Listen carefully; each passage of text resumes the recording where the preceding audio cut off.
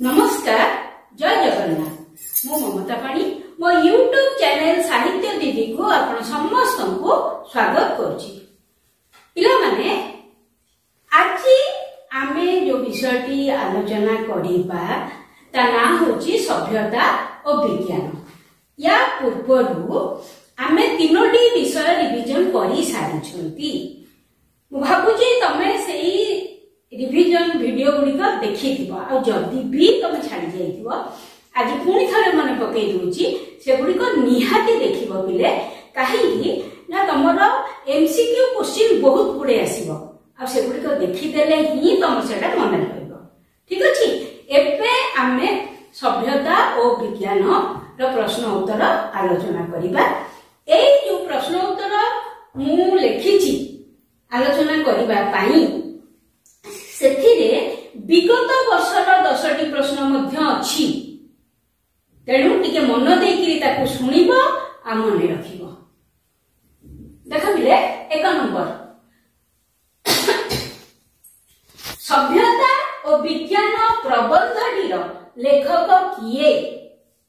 उत्तर Banshidhar Samantaray.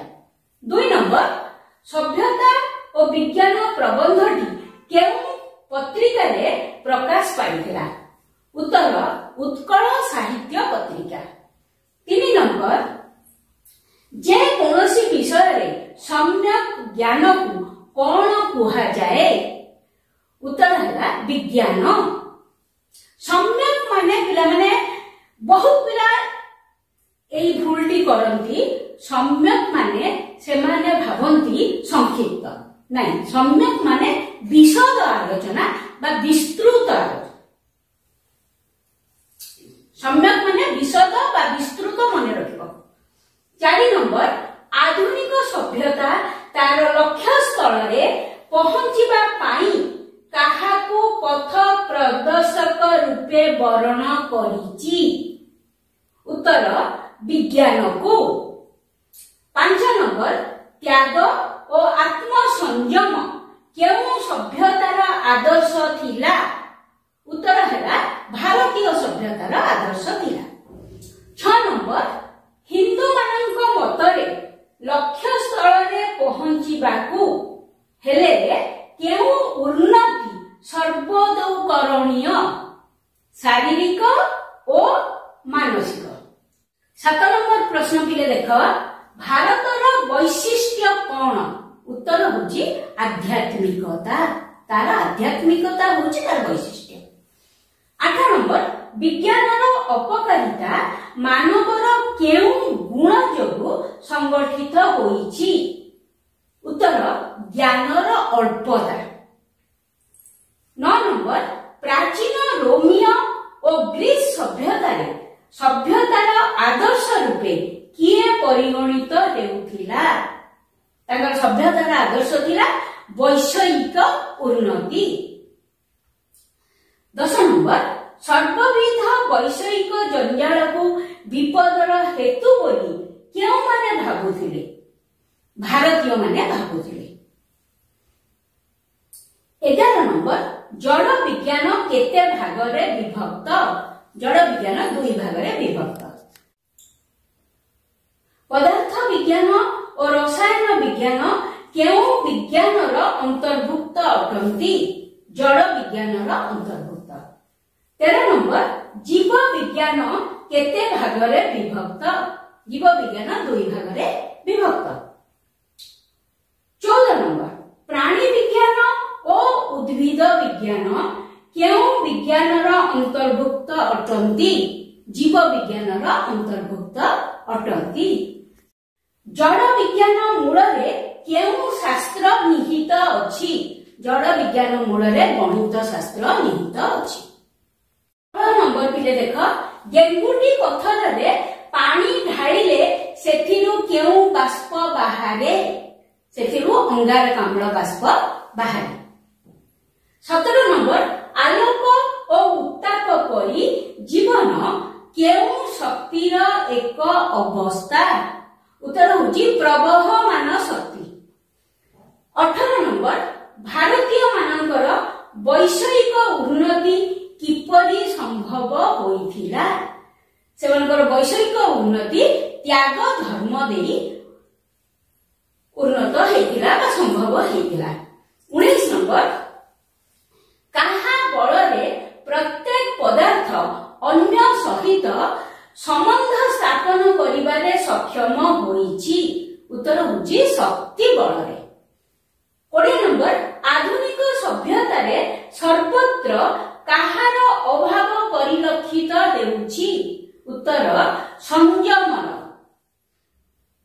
21 number काहा बଳରେ आमे आज दूर देश को उड़ी जिबाकू समर्थ होइछु जड़ विज्ञान बଳରେ। 22 नंबर दक्षिण आफ्रिकार आदिम कला जातिर मनुष्यଙ୍କୁ कौन कुहा जाए उत्तर है निग्रो। 23 नंबर ईश्वर सर्वत्र विद्यमान और तांकोठारे विश्वास स्थापन कर्तव्य एहा केउ माने कहंती एहा विपक्षवादी माने कहंती।